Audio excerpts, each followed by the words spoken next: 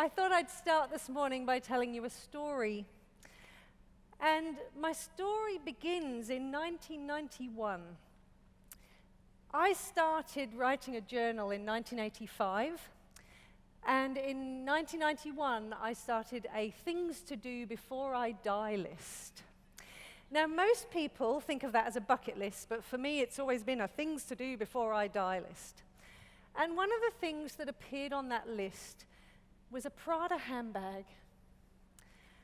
And I'm not really a handbag person, but for some reason I thought a Prada handbag seemed to be one of those things that if I owned one, it would mean I'd be successful. At the time, that seemed logical. Most of us know that having a Prada handbag probably has nothing to do with success, but anyway, it appeared on my list. And then the story of the handbag continued. For about 10 years, it stayed on my list. I probably could have bought one, but I found myself heading for the 10-year mark, and I was going over to Italy. And I thought, do you know what? Where better to buy a Prada handbag than in Italy? So I'm over there, I'm on 4 weeks, traveling around Italy. I love Italy, it's one of my favorite places. I actually just got back from Venice 24 hours ago, or 36 hours ago. But this was my first trip with my partner, and I had 4 weeks. And I had decided that finally I was going to tick off buy a Prada handbag from my things to do before I die list.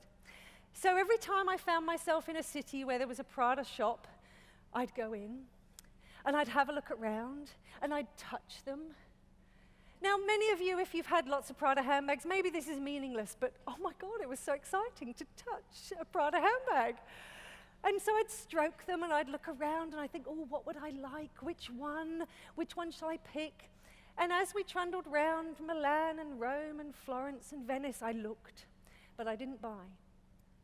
And then on my last day back in Rome, I went back to the Prada store. And I'd already by then decided the handbag I was going to have. And I stopped and I looked and I thought about it. And I actually rang my sister back in Australia, and I said, it's really expensive. And she said, you've waited 10 years for this. You've earned it. I'm like, I'm going to do it. I'm going to buy that Prada handbag. So I picked up the one that I'd spent this time choosing, and I went to the desk to pay for it. And again, maybe you knew this. I didn't. When you buy a Prada handbag, they put it in a bag. One of those little soft, squishy things with the drawstring tops. I didn't know that. It was very exciting. And then they put the bag in the bag in a bag. And they give you the Prada bag, the paper, square, beautiful paper bag to take home with your bag in a bag. Now, I was thoroughly enjoying this experience. I must have been like a 5-year-old in a candy store. I was wanting to touch things as they put the bag in the bag in the bag. And anyway, it was a joyous experience. And I came away with my bag in the bag in the bag, and I carried it away and I brought it home. And then for about the next 9 years, I used that handbag every single day.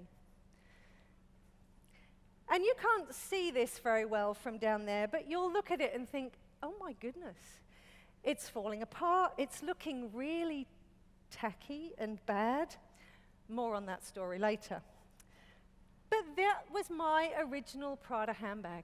And I would sit on the bus sometimes going into the city here in Sydney, and I would have my bag on my lap and I would stroke it. And I'd hold the little tag on it that's really heavy, and I'd think back to that shop and the trip to Italy with my husband and exploring around and going in the shops and seeing all these things, and when they put the bag in the bag in the bag. And all of this would come back to me as I sat there on the bus stroking my handbag. Now, what does this have to do with positive psychology? Well, maybe something, maybe nothing. We are bombarded all the time with comments that Money can't buy you happiness. It's not something that can be bought, it's something that we be, it's something we experience. Money isn't going to be the thing that gives it to you. And we're also bombarded by all sorts of interesting images that indicate to us that of course money can buy you happiness. It can buy you jewelry, which will make you happy. It will buy you fame. It will buy you big houses, and of course they'll make you happy. It will buy you beautiful cars. It will buy you fabulous holidays. And you will, of course, be happy. Oh, and then there's all the get-rich-quick schemes and the books you can read, because being rich will make you happy. And we are bombarded with images that tell us that, no, of course money can buy you happiness.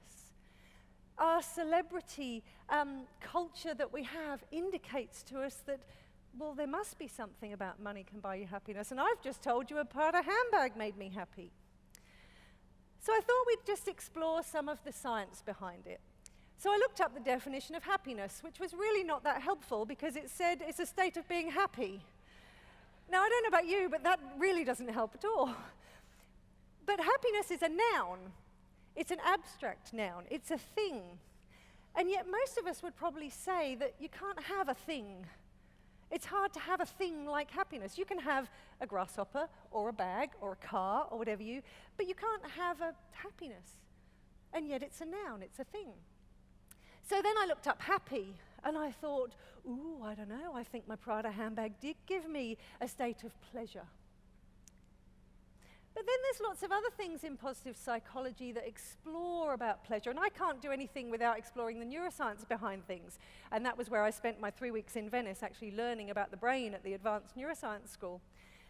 But when you think about what gives us pleasure, this reward sensation in our brain, this dopamine that we produce, is where we get that pleasure sensation. And serotonin, another neurotransmitter around happiness. So when we think about the pleasure elements, and my Prada handbag, let's face it, is a pleasure. I don't really need, well, maybe I do, but I didn't really need a Prada handbag. But it gives us that reward sensation, that pleasure. And one of the things that's sometimes a challenge about that is that when we get that burst of dopamine, and some of you will remember I shared this last time, dopamine becomes this little cheer squad in your brain that goes, go on, buy it, you know you want it, you have to have it. And that could be anything. That could be the chocolate cake, it could be the Prada handbag, could be the next big screen TV, but your dopamine is going, go on, you know you want it, go on, buy it. And you almost can't stop yourself. And that's that reward sensation we get.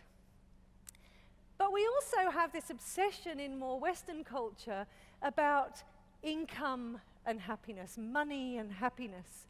And yet for many of you who understand how positive psychology works, you know that there is a tipping point. When it comes to income, yes, it can make us happy initially depending on how much we earn, but once we reach a certain level, it actually doesn't contribute a huge amount to our happiness. And if you want to know more about that, let me know. They reckon in Australia it's somewhere around 75,000, but I think that's probably depends on where you live. We also know from some of the research and the science around positive psychology that we adapt. So as human beings, we can sometimes find ourselves caught on the hedonic treadmill, where we want something new, and it feels good initially, and then we adapt, and we come back down to a more neutral point. And so therefore we need something else. We need that next reward sensation. We need the next step. We need the next big car. We need the next Prada handbag. We need more because we adapt to things. Now that can be useful if we're adapting to the negative. So we need to consider that as well. When we have our down moments, human beings are designed to adapt. We're designed to be resilient. We're designed to come back on track. So if we think about all of this sort of learning from positive psychology, we know that we adapt to things. Well, that's not overly helpful if it's the good stuff. We know that dopamine will sometimes push us into pleasure seeking and that hedonic treadmill.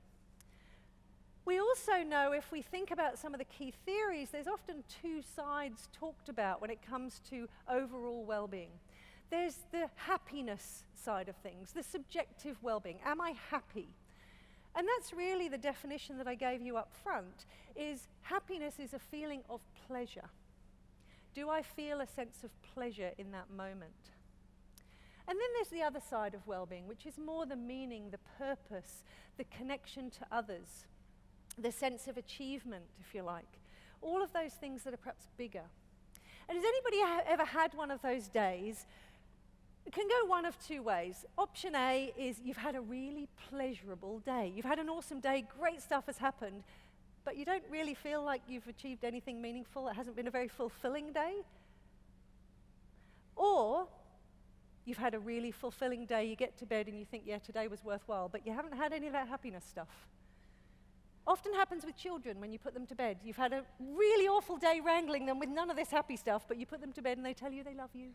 And you're like, oh, it was worth it. And I remember a few years ago at the World Congress of Positive Psychology, there was a bit of a sort of a pushback against the happy side of things. And it was almost like it was now bad to study happiness, and we all had to focus more on the meaning. And that's important because a lot of early research really did focus on the pleasure, the positive psychology, as in the positive emotion side of things. So there was a real kickback to say, well, hang on, we need to focus on meaning, because sometimes that sense of meaning, that richness, that what they call psychological well-being is more powerful. So I started to feel bad, that I'm thinking, oh, maybe I shouldn't be having my Prada handbag. It's pleasure, it's a material thing, maybe it's not good. But let's see what we can learn from that story. So if we think about what we know from the research, we actually know that money can buy happiness, depending on how you spend it. Now, some of you, I'm sure, will have come across this research before that basically suggests if you spend your money on experiences or other people, you are more likely to get longer, lasting, higher levels of well-being than if you spend it on yourself and material items. Now, that's all well and good, but my Prada handbag still doesn't fit into that. It was all about me, and it was definitely material. So, how do I still make it relevant to my story? Well, I'd like you to consider something for a moment. I'd like you to consider my story. And I'd like you to consider what the psychology of time tells us. There is a whole load of research about the psychology of time. And a lot of people will have learnt about things like mindfulness and being present, being absolutely in the moment. And there is definitely a place for that. But guess what? People who report higher levels of well-being have a balance. Yes, they are present. They are mindful. They are focused on what they're doing. And they also dream about the future, about what's possible, about new ideas, new thoughts, new possibilities. Well, for 10 years, my Prada handbag was a dream. It was anticipated. My entire 4 weeks in Italy, it was anticipated. The moment, the stroking of the bags. I actually got told off in one that I shouldn't touch them. But that moment of dreaming about the future, about what's possible. People with higher levels of well-being also balance their time focus with things about the past as well. So when I'd purchased my Prada handbag, those 9 years afterwards, when every time I sat on the bus and I stroked my handbag and I thought about my trip to Italy, that was also practicing positive psychology. The psychology of time tells us we need to be in the present, we need to be thinking about the future, we need to also be able to reminisce about the past. All of those things have the ability to provide us pleasure. So as I end, I'm going to finish with my story of my Prada handbag, and you might wonder why there's two. Are you thinking, well, clearly she was on the hedonic treadmill, she had to buy another one? And yes, I did. And you'll see this one is slightly shinier than the other one. Because after 9 years of owning my beautiful first Prada handbag, I moved house. And I'd never had a walk-in wardrobe before. I got very excited with my walk-in wardrobe, and that sounds very exciting until you see here that our house is 6-bedroom and it also houses 12 of my team who live there most of the time with me, so it's not quite so flash as it sounds. But my Prada handbag sat on the floor while we were unpacking of this new house and in my walk-in wardrobe. And unfortunately, one of my cats, you know what's coming, one of my cats is a little bit scared of change. And unbeknownst to me, for the couple of weeks when we were settling in and unpacking and whatever with my handbag on the floor of this walk-in wardrobe, Nazma decided to use it as a toilet. So my beautiful Prada handbag that after 3 years I still can't give away or sell or throw away has been through the wash numerous times, and still I decided it would make an appearance on the stage today. So think about what you can learn from this. It's not about Prada, it's not about a handbag, but it is about, if you are going to indulge in pleasure, don't let it be superficial. Anticipate it, savor it in the moment, and then reminisce and think about how awesome that item was, or still is. Thank you so much for your time, and hopefully we'll see you later. Thank you.